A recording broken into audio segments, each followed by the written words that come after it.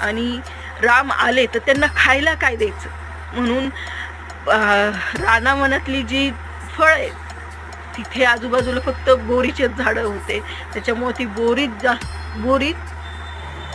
घेऊन यायची.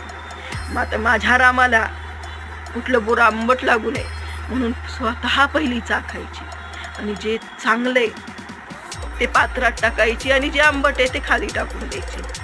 कित्येक वर्ष झाले. जी तारुण्यातली शबरी होती ती म्हातार वयाला